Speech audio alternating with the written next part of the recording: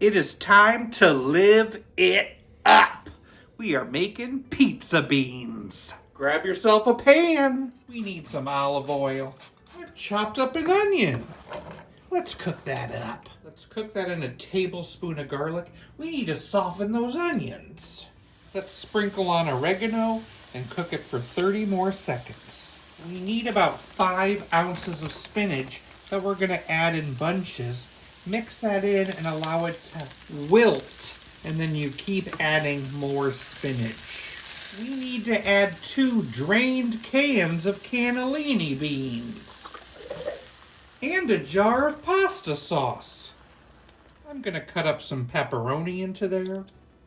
Let's mix that together and allow it to cook for 5 minutes, and it'll come up to a bubble. Time to sprinkle on some grated Parmesan, some basil, and a bag of shredded mozzarella.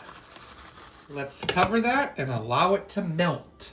I'm going to serve it over some garlic bread. Pizza beans!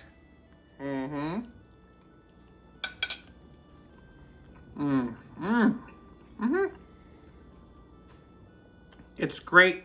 Loving those Italian herbs in there. Being served on garlic bread, that is a fun idea.